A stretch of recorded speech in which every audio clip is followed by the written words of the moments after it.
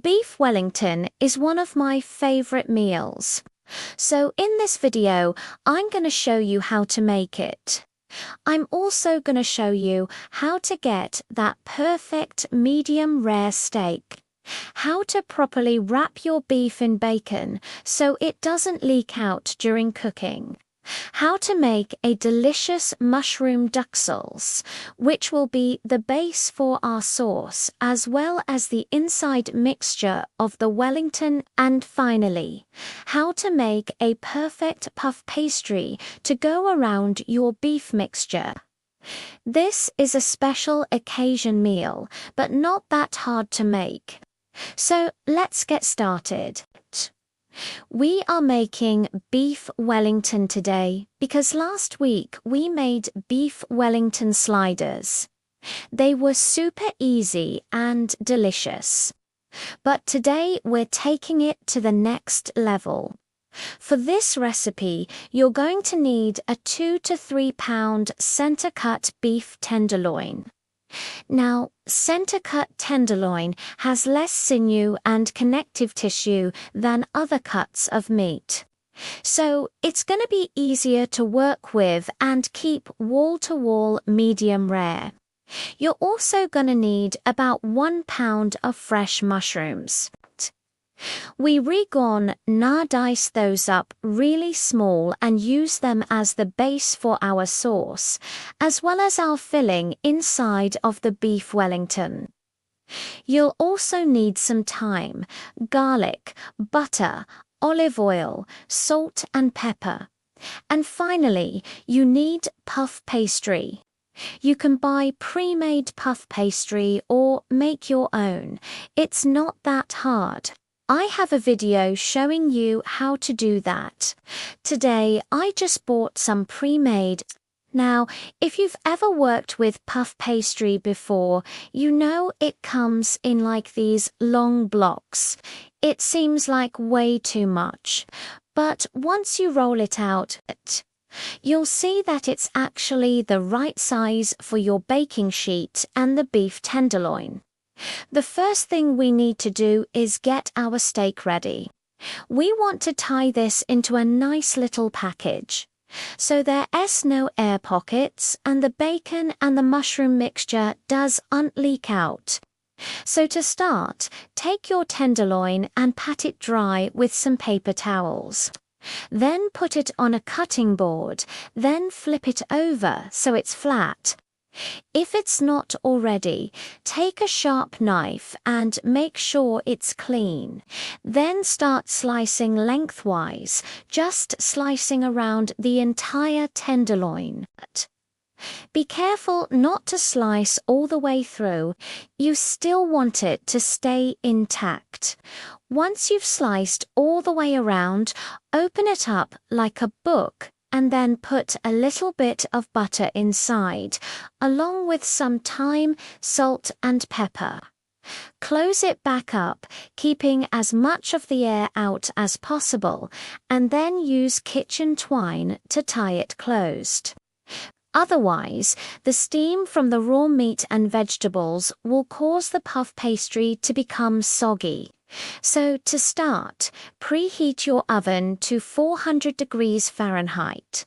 Then roll out your puff pastry and put it on a baking sheet lined with parchment paper. Roll it out to the size of your baking sheet.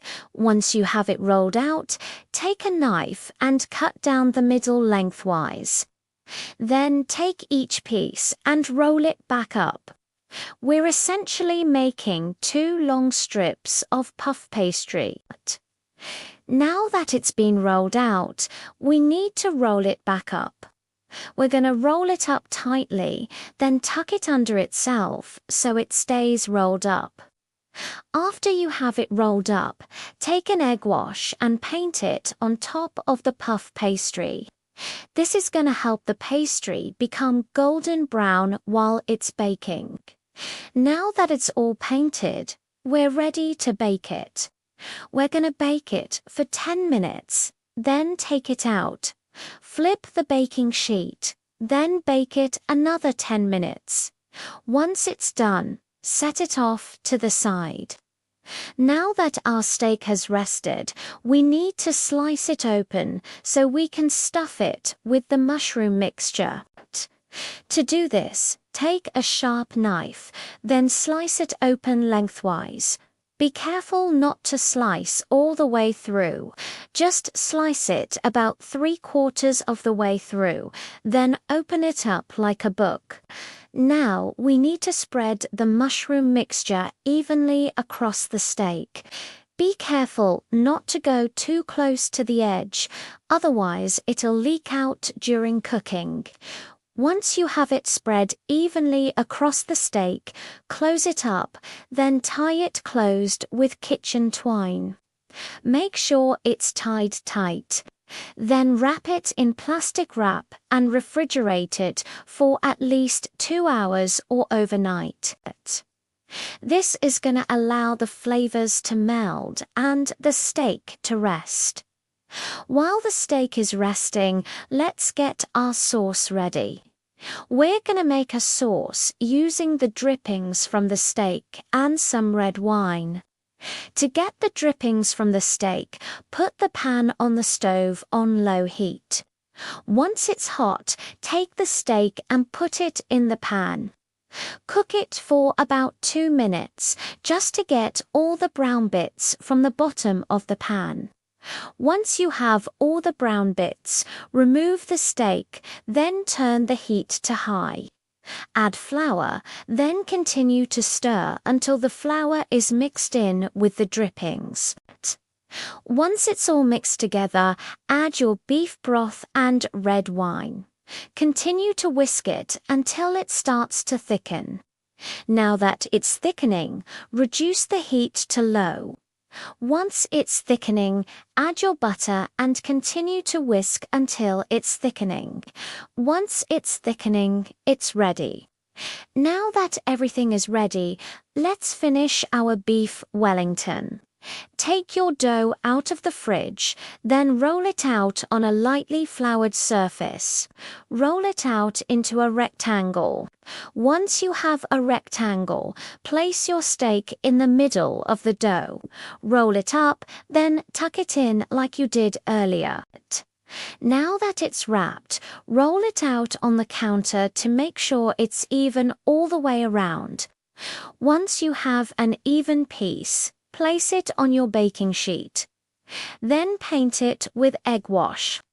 Now that it's been painted, we're ready to bake it. We're going to bake it at 400 degrees Fahrenheit for 20 to 25 minutes. We're looking for the puff pastry to become golden brown and the internal temperature of the steak to reach 130 to 135 degrees Fahrenheit. That's going to guarantee it's medium rare. Once it's done, take it out of the oven. Let it rest for 10 to 15 minutes.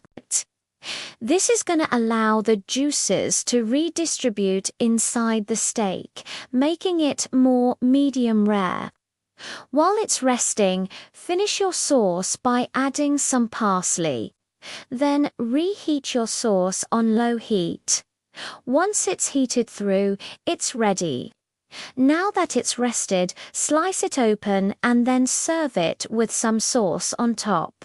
And that's it. You're ready to eat. I hope you enjoyed today's recipe. If you did, make sure to give it a thumbs up. Also, if you're interested in learning more about cooking, I have an entire free course called Cooking Mastery that I'll a link to in the description. In this course, I go over everything from how to build a good meal to cooking methods to knife skills. Thanks for watching, and I'll see you next time.